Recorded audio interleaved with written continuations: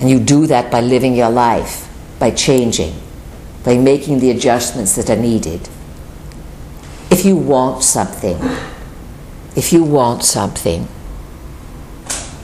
then you must be very clear about it and put it in your heart.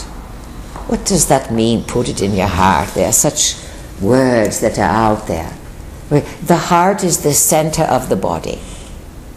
The heart connects you with compassion, with feeling the nobility and the significance of each person's creations. The value that it all makes within the mass consciousness. The heart recognizes purpose.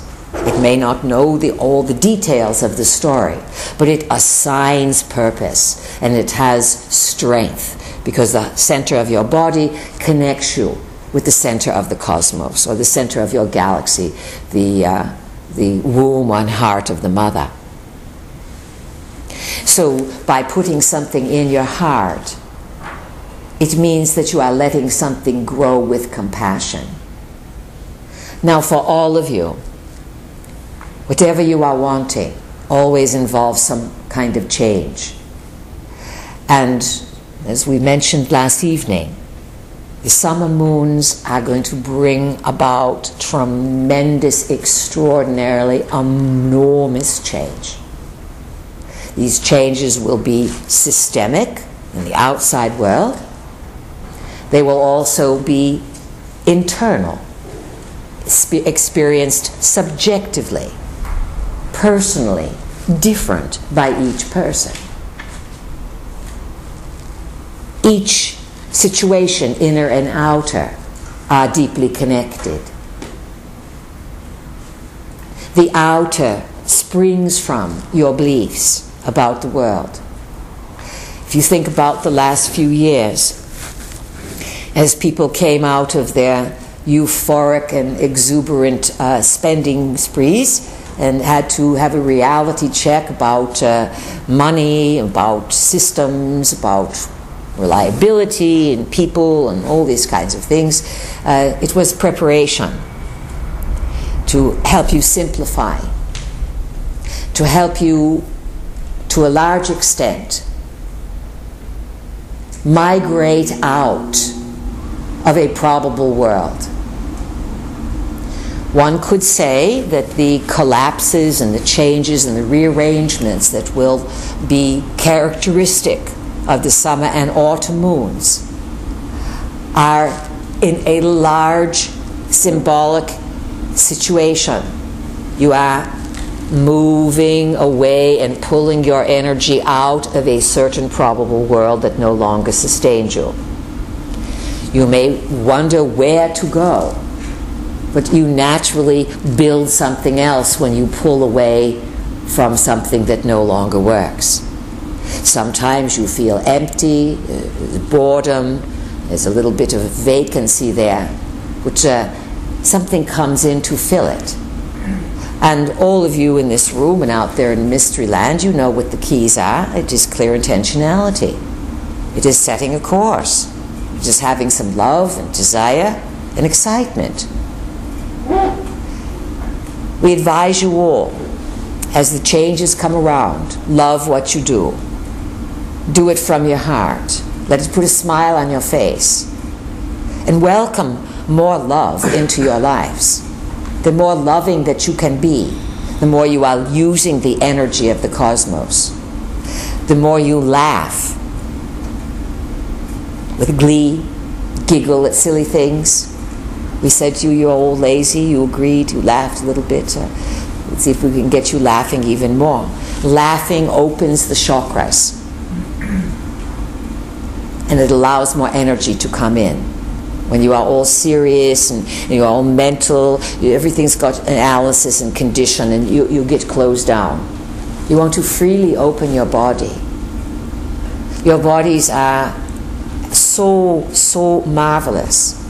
But you all think, some of you think it happens in the head. We used to call those chin-uppers. Everything that happens up here, my mind, what about what goes on down here?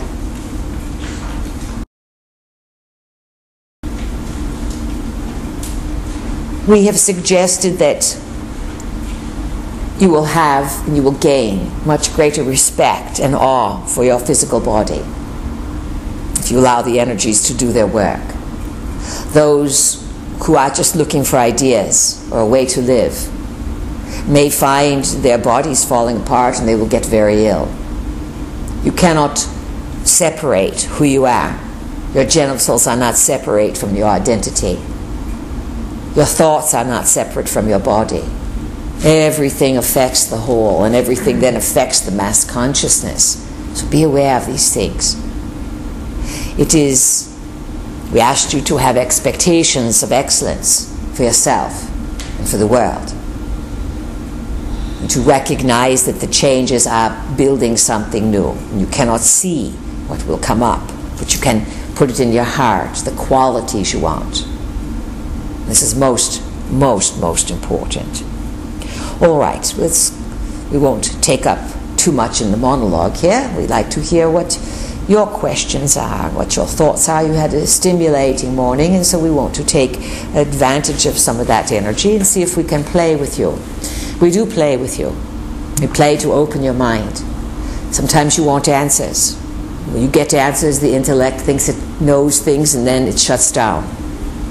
Sometimes we give you answers that make you have more questions. And that is good. That way you keep expanding your ideas about reality. All right, let's begin, and you can state your first name loud and clear, and we'll see where we will go. Peace, this is Mark. Mark, yes, and thank you for bringing us once again to Pennsylvania and to the Grand Oasis, Tiffany's Oasis. Thanks to Tiffany as well. Thank you. We talked, Biko and I, about how we in this room and other mystery landers can be great stabilizers in the future when the chaos comes and the upheaval, and that we're going to be probably, and maybe part of our purpose here this time around, is to provide that for others. Absolutely. We've been suggesting it for a while, that your role is truly to be a stabilizer. You are like a big stake in the ground, anchoring the energy. It can pass through me. I will not be frazzled. I will not freak out. I allow it to come through. I incorporate it, and I let it move into the earth. That is your role, to be stabilizers. And to be a good stabilizer, you have to be prepared, yes? Yes. So what else, Mark?